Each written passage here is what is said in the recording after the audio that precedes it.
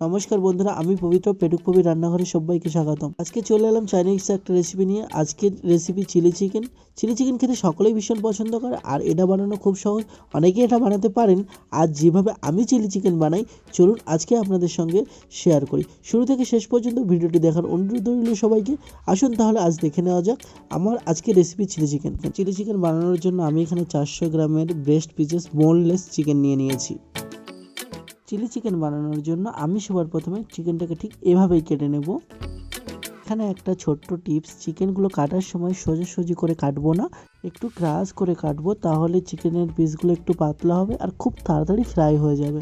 আপনারা যদি বাড়িতে চিকেনগুলোকে কেটে নিতে চান, অবশ্যই এই পয়েন্টগুলো মনে রাখবেন। প্রত্যেকটা পিস এরকম পাতলা পাতলা হবে।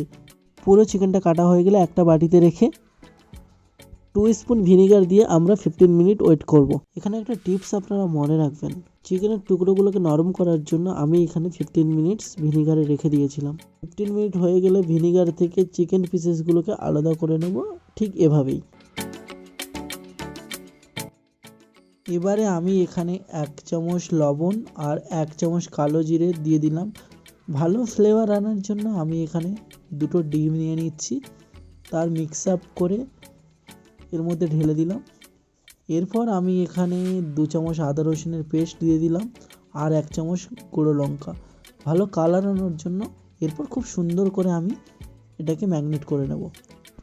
এবার আমি এখানে দিয়ে দিচ্ছি 2 চামচ কর্নফ্লাওয়ার আর 1 চামচ ময়দা দিয়ে মাখিয়ে নেব।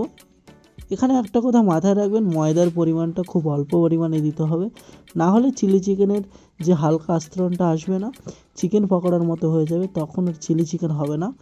ভালো করে ম্যারিনেট করে নেব আর 25 থেকে 30 মিনিট অপেক্ষা করব। এবার আমি এখানে কয়েকটা পেঁয়াজ, আদা রসুন, পেঁয়াজ কলি, কাঁচা লঙ্কা আর একটা ক্যাপসিকাম নিয়ে নিলাম।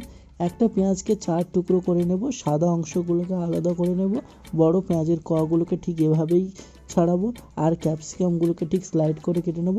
আদা রসুন পেঁয়াজগুলোকে ছোট ছোট করে কুচি করে নেব। এরপর সব সসগুলোকে আগে থেকে একটা বাটিতে মিশিয়ে রাখবো, যাতে রান্নার সময় পেঁয়াজ আর ক্যাপসিকামগুলো পুড়ে না যায়। তাহলে প্রথমে আমি এখানে দিয়ে দিচ্ছি 3 চামচ রেড চিলি সস, 2 চামচ টমেটো সস আর 3 চামচ সয়া সস দিয়ে দিলাম। এরপর আমি এখানে দিয়ে দেবো 2 চামচ কর্নফ্লাওয়ার আর 2 কাপ জল দিয়ে ভালো করে মিশিয়ে নেব। আমি এখানে ঘরে থাকা নর্মাল জল ব্যবহার করেছি, আপনারা চাইলে ঠান্ডা জল ব্যবহার করতে পারেন, কিন্তু গরম জল ব্যবহার করবেন না, তাহলে কর্নফ্লাওয়ারের থিকনেসটা চলে যাবে। 25 থেকে 30 মিনিট পরে আমি আবার ফিরে এলাম। এবার আমি কড়াইটিকে ভালো করে গরম করে নেব। গ্যাস ওভেনটাকে ধরিয়ে দিলাম। ম্যারিনেট করা চিকেনগুলো ভাজার জন্য আমি কড়াইতে তেল দিয়ে দেব। তেলটা একটু গরম হলেই চিকেনগুলো কড়াইতে দিয়ে ভেজে নেব।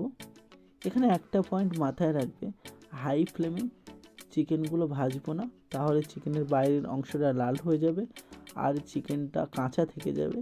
তাই মিডিয়াম ফ্লেমে আমি চিকেনগুলোকে ভেজে নেব। তেলের মধ্যে একসঙ্গে অনেক চিকেন দেব না, দিলে একটার সাথে আরেকটা লেগে যাবে আর চিকেনটা ভালো করে ভাজাও হবে না। আপনারা দেখতেই পাচ্ছেন কত সুন্দর একটা রং চলে এসেছে আর চিকেনগুলো একে অপরের সাথে লেগেও যায়নি। এগুলো আমি একটা পাত্রে রেখে দেব আর বাকি চিকেনগুলো ঠিক সেম প্রসেসে ভেজে নেব।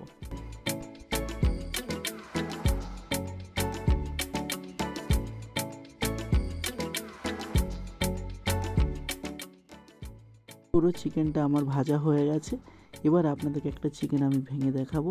চিকেনটা খুবই নরম এবং বাইরের আস্তরণটা খুব পাতলা। এবার তেলটাকে একটু কমিয়ে নিয়ে ওই একই তেলে দিয়ে দিচ্ছি পেঁয়াজের সাদা অংশগুলো। হালকা করে ভেজে নেওয়ার পর আমি এখানে দিয়ে দিচ্ছি 1 চামচ আদা কুচি আর 2 চামচ রসুন কুচি। এরপর আমি এখানে দিয়ে দেব কাঁচা লঙ্কা কুচি। এবার গ্যাসের ফ্লেমটাকে একটু হাই করে 25 থেকে 30 মিনিট ভালো করে ভেজে নেব।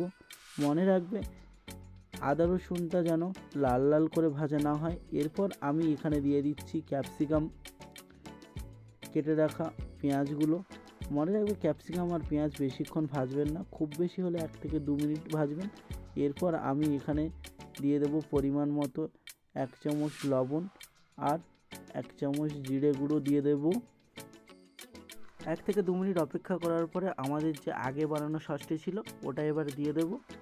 আপনারা যদি সসগুলো এবার এক এক করে দিতেন, ক্যাপসিকাম ও পেঁয়াজগুলো পুড়ে যাওয়ার সম্ভাবনা একটু বেশি থাকতো। এইবার গ্যাসের ফ্লেমটা একটু হাই রেখে দেবো। গ্রেভিটা একটু ফুটে উঠলেই ভেজে রাখা চিকেনগুলোকে আমি এইবার দিয়ে দেব। খুব বেশি নাড়াচাড়া করার দরকার নেই, 1 থেকে 2 মিনিট নাড়াচাড়া করলেই হবে। বন্ধুরা, আমাদের চিলি চিকেন এইবার রেডি, একদম রেস্টুরেন্টের স্টাইলে। তাহলে আপনারা দেখেই নিলেন বাড়িতে কত সহজেই হোটেল বা রেস্টুরেন্টের মতো চিলি চিকেন বানানো যায়। আমাকে একবার কমেন্ট করে জানাবেন চিলি চিকেন রেসিপিটা কেমন লাগলো আপনাদের। Thank you so much to everyone watching this video. দেখা হচ্ছে আরও একটা নতুন রেসিপি নিয়ে পেটুক কবির রান্নাঘরে।